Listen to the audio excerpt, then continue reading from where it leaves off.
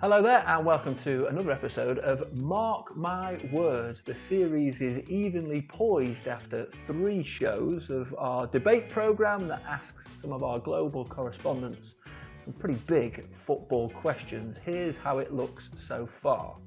Jamie Easton is our joint leader. He has 6 points. He's our correspondent out in Spain. He's joint leader alongside Matt Spiro, our colleague from B in France. Carrie Brown is our Premier League correspondent, of course. She has 5 points, but a long way still to go. Plenty of points up for grabs. So a reminder of the rules if you haven't seen any of the previous shows. 4 different rounds and a different question in each round. The guys have 90 seconds to come up with their best argument to win that debate. There's a different theme in each episode as well. We've had the likes of players and managers and goals so far, but the theme for this week is finals. So we'll get straight on with it, onto round 1. I think we'll start with Jamie Easton on this occasion. So not particularly a cheery opening question for you, Jamie, but what about this one? The worst final there has ever been. So your best argument, please, for the worst final there has ever been. 90 seconds on the clock. Off you go. Well, it's nearly the last final we've seen. That last Champions League final between Liverpool and Tottenham in Madrid. There was huge expectancy about those 2 teams after what we've seen in the semi-finals, with that amazing qualifier between Barcelona and Liverpool, the comeback at Anfield, and the other games between Ajax and Tottenham. What an end of the game in Amsterdam. And suddenly we arrived at that final with 2 English teams. There was complete domination by the Premier League. We're coping the final in the Europa League, coping the final in the Champions League. So they had to show the world how good that season was. And suddenly, quite controversial penalty on the first minute ended nearly everything, because between the minute 2 and the minute 88, absolutely nothing happened on that game. We can read, for example, I will quote all the media around the world, not only in England but in Spain too, an absolute snooze fest, officially branded the worst Champions League final in history. Did anyone keep awake? Dull as dishwater. The worst quality game by far. Boring. Disappointing. That is, to sum up, what that game was. We couldn't just, I don't know how to explain that. In Spain, we couldn't explain what happened on that game after the huge expectations that were real. So that, in my opinion, is probably the most disappointing final ever. Yeah, I have to say, Jamie, I was at that final in Madrid. It certainly wasn't a classic, was it? So a good opening contender for our worst final ever. But let's head over to London and to Carrie Brown next. Carrie, have you got a better argument than that for the worst final ever? I think I can top it, because it's the World Cup final. It's 2010 Johannesburg, and you have the prospect of one of these countries finally being richly deserved champions of the world. The Dutch, who'd brought total football to the world, and of course Spain, who were majestic. That Barcelona midfield, who were poetic in possession. And Van Marwijk, the Netherlands manager, had talked about finally trying to capitalise on all Cruyff had achieved. But yes, let's use a sound effect. DJ record scratch, and Van Marwijk goes against Cruyff and puts on Kung Fu fighting. Nigel de Jong studs into the ribs of Xavi Alonso, so brutal it would be illegal in Kung Fu. But Howard Webb on that night truly became Howard the Disgrace, hitherto known as Coward Webb, not producing a red. 14 yellow cards in a final. Finally a red, but not for Van Bommel, who placed his boot firmly in the ankle of Iniesta. That was the one saving grace, that it was Iniesta, who had been overlooked for the Ballon d'Or, that scored the winner. But you walked away sick from that final. Paul Hayward, one of our greatest writers, summed it up. The Justice Department reported that 194 crimes had been brought before the World Cup courts. After Spain's win, FIFA might be wise to set up a football equivalent to hear the explanations of those players who are less concerned with beauty than belligerence. Yeah, and the added sound effect of a vuvuzela as well is definitely adding to a pretty awful Jamie, final. Sorry, no. Jamie. That's not the worst final ever. Spain had 20 chances in that final. The Netherlands just were playing kung fu, as you said, but that's not Spain's fault. There was tiki-taka. There was nice football played, or they there were tried to, periods and they of have no fault of the referee excruciating that day boredom in just which left my the whistle hamstrings inside the ached dressing as room. if I was on an Come economy on. flight. Compared to Excessive Liverpool boredom. Tottenham. No Come one on, wanted Carrie. to win that final. You can do PK better. didn't move. One of your players got rated an 8 in a World Cup final. Only one got an 8. The rest were below. Iniesta. PK Who was didn't giving move out those of his qualifications? back An line. English reporter? Matt Spiro keeping your counsel there in Paris. Very impressive, because you like a good argument yourself, Matt, but I like the fact you're keeping yourself cool, calm and collected. So off we go. Let's have your input into this, please.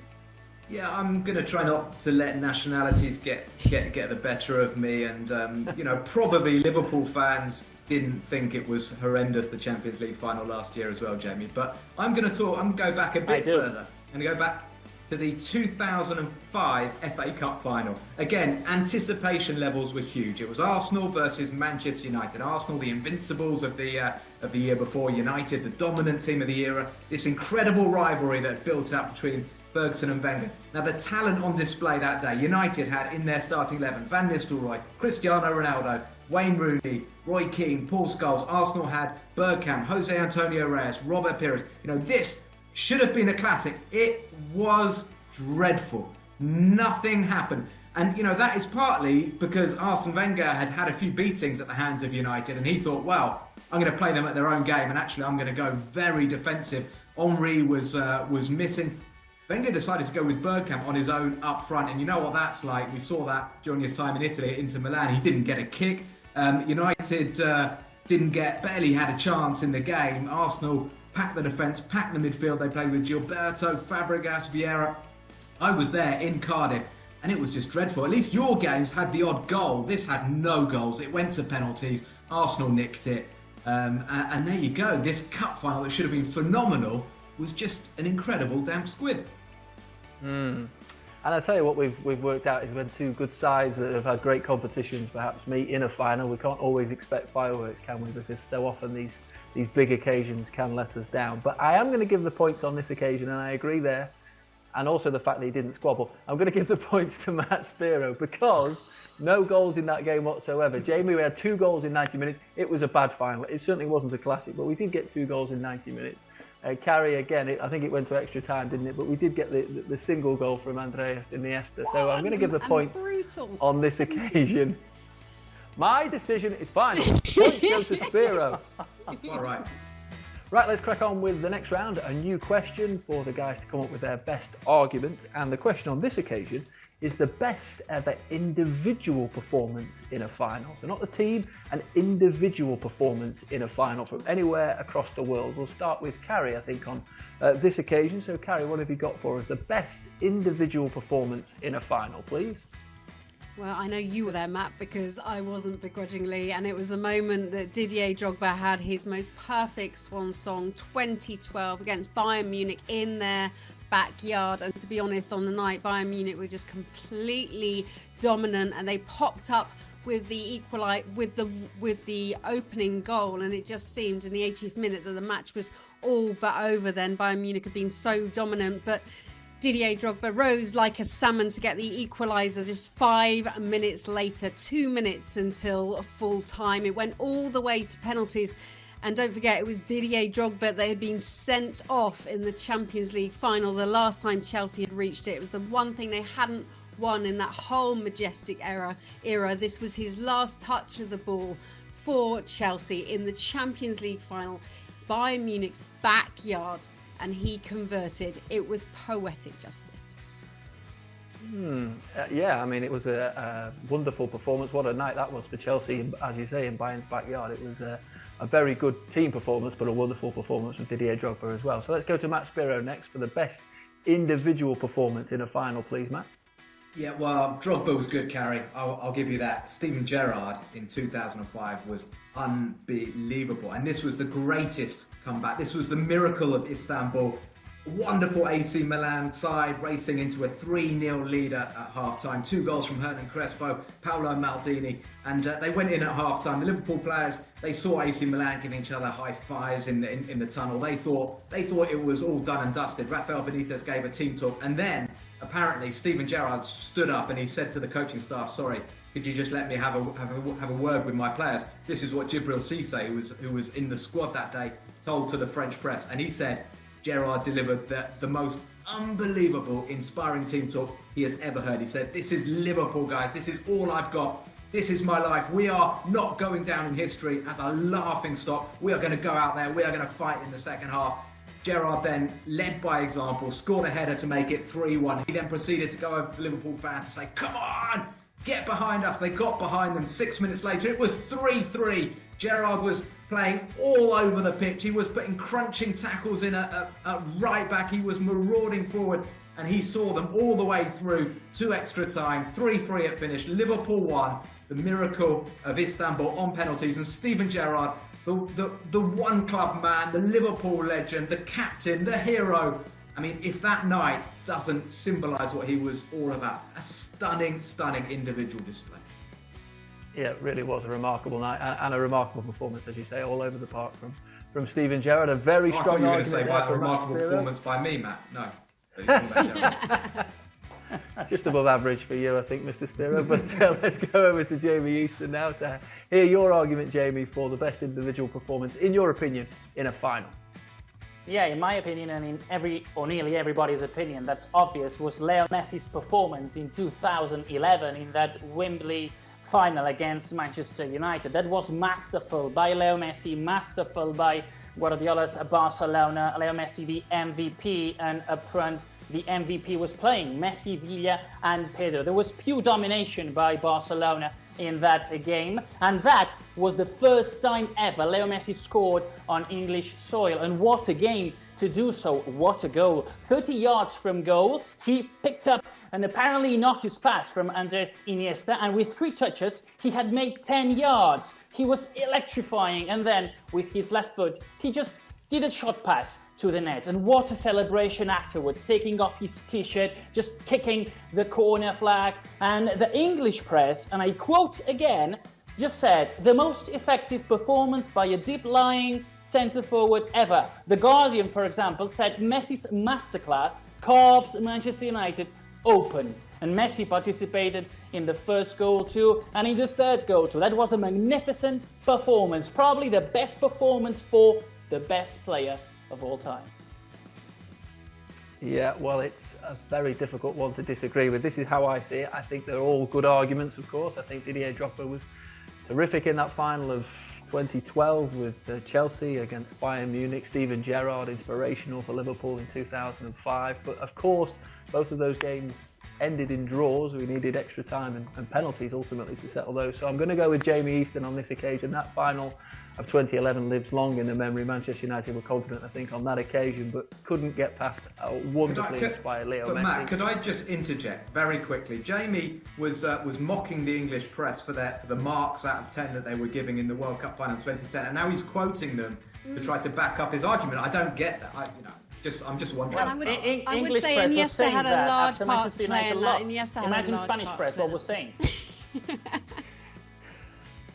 These questions about my authority will not be allowed going forward. We will replace you. There is a transfer market that is open, and you will be replaced unless you follow and fall in line. The point goes to Jamie Easton. Right then, round 3 has a new question, and it's this. We're going to go to Matt Spiro in France first, but this is the question. Which final do we easily forget, but perhaps we shouldn't? Those finals that have taken place over the years that perhaps people slips out of their mind and their memory all too easily, but really we should remember them for all the right reasons. So let's go down to Paris first and hear Matt Spiro's argument for the final that we easily forget, but perhaps we shouldn't.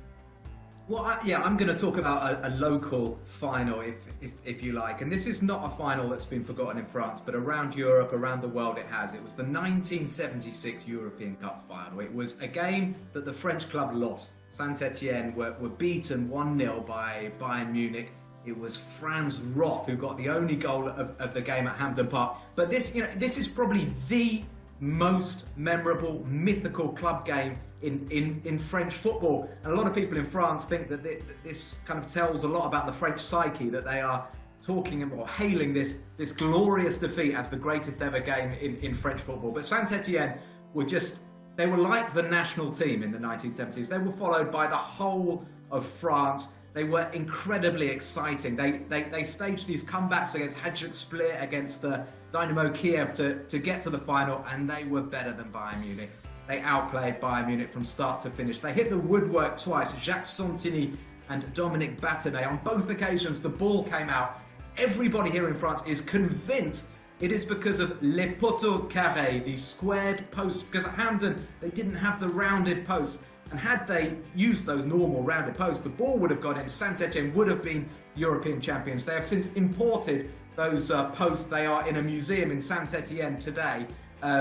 When the players got back, they were paraded up the Champs-Élysées. There were literally hundreds of thousands of supporters greeting Robert Herbin and his phenomenal Saint-Etienne side that lost. And they were greeted like heroes. And, you know, I just think it's a wonderful story. And football's about winning, I guess. But it's not only about winning. But we shouldn't forget that Saint-Etienne team. No, we shouldn't. I think Bayern Munich certainly won it twice or maybe 3 times in a row in the mid-70s. And it's not the first time either I think we've heard about your square post and round post. I seem to remember that from a previous episode as well. But it's a good opening argument, the 1976 European Cup final from Matt Spiro. So let's go to Jamie Easton next up. Jamie, for a final we easily forget, but perhaps we shouldn't. Yeah, I've tested this with some friends of mine in Spain and outside Spain, and everybody remembers, of course, that magical national Spain team that won 3 consecutive major tournaments in a row for the first time, and that won 2 consecutive Euro for the first time. But nobody really knows or remembers how the 2012 final in Kiev was, because everybody says, yeah, Xavi, Iniesta, Villa, Pedro, Silva, what a wonderful team Spain had. Oh, everybody remembers that World Cup final that Carrie Brown just explained us a few minutes ago, but nobody remembers that 4-0 game against Italy, and that was a very good Italian squad. Cesare Prandelli's Italy, with Buffon, with Bonici, with Chiellini, with Andrea Pirlo, with De Rossi, with Balotelli, and it was complete domination by Spain. As an anecdote, I was the man in charge to do the narration of that game in a local radio here in Barcelona, narrating in Catalan the Spanish national team final. That's quite weird here to happen in Spain, the first ever time that happened in Spain actually. But that was a wonderful performance from that team. From the first minute until the last minute, there was complete domination, the tiki-taka, and I have to just give a praise to that, and remember the 4-0 final against Italy. It was a very, very good game to watch. Matt, it certainly was a good game to watch. Go on, Matt. If we're calling me up for repetition, I mean, Jamie, how many times has he talked about Spain's 3 tournament victories? And I mean, it seems to be all he talks about, or the odd story about Messi. But I mean, well, when England or France do that, just call me and you can talk about it. Can I ask you why you're saying that you've called friends in Spain and outside friends of Spain for a survey to justify your answer?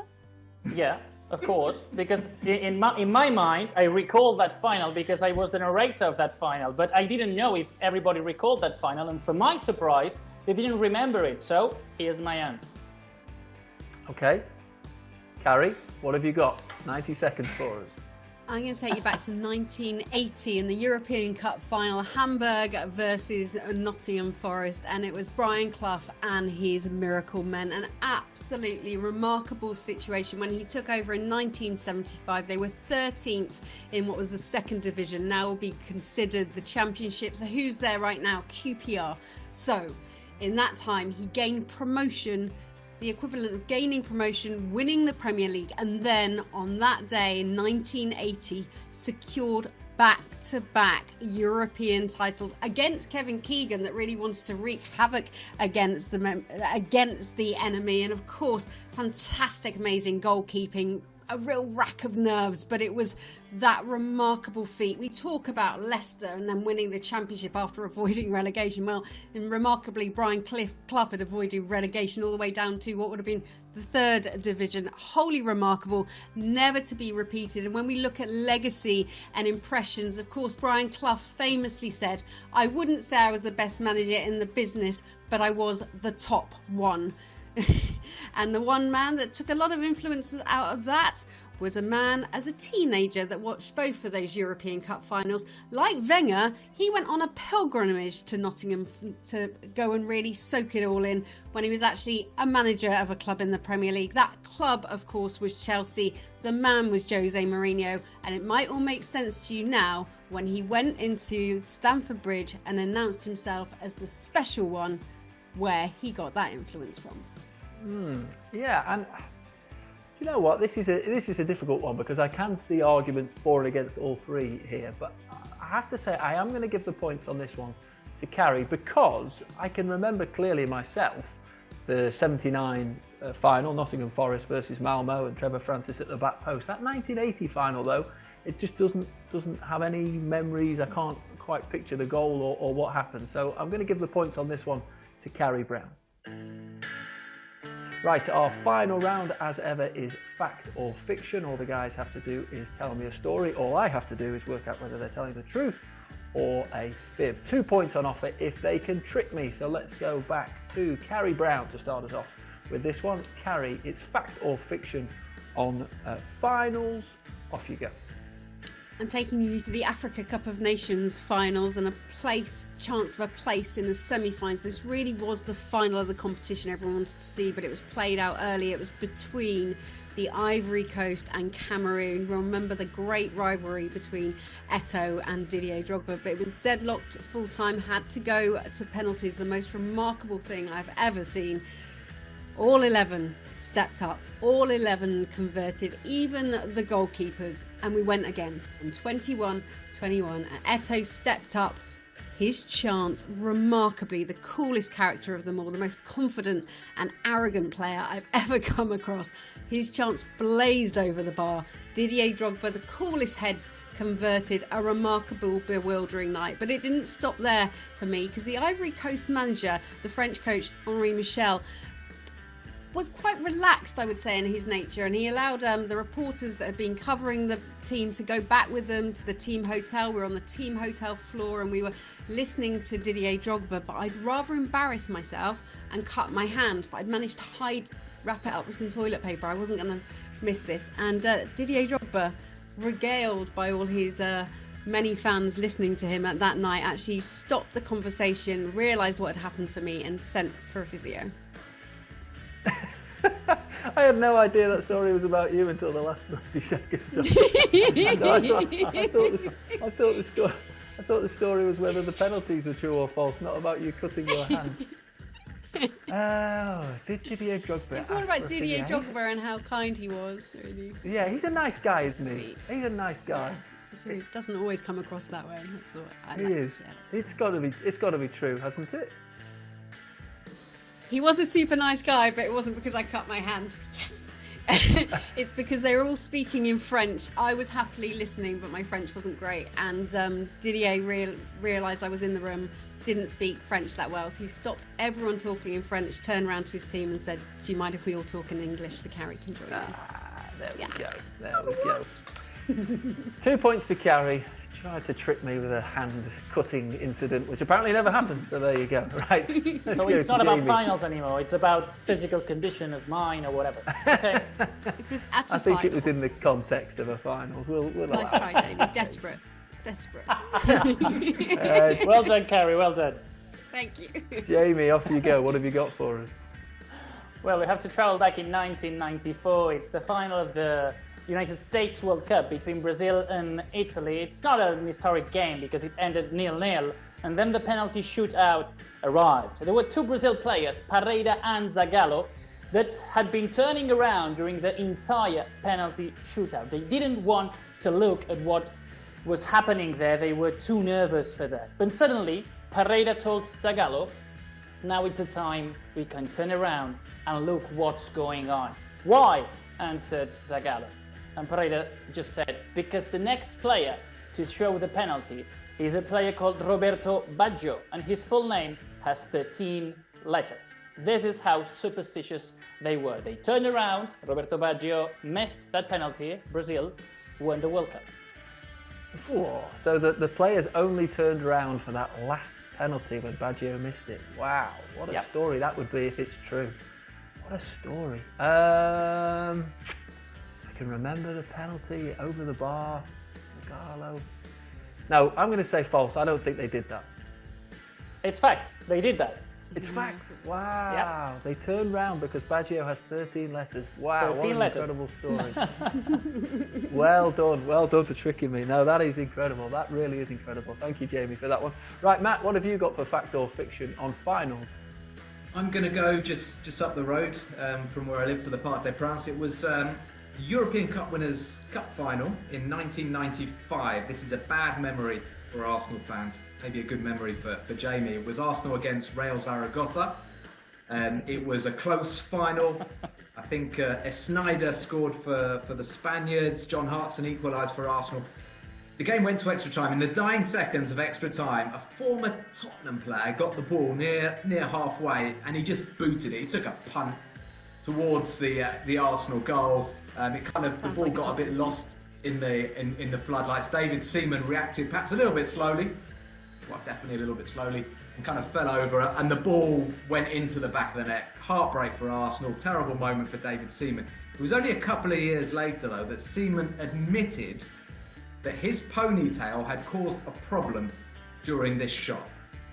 He started running back, he had a problem with the floodlights, and the ponytail just flicked the side of his left eye. And he cut his hair that summer, and he buried his ponytail in his garden. And it was only 4 years later, Matt. It was only 4 years later that David Seaman could bring himself to actually grow that famous ponytail back.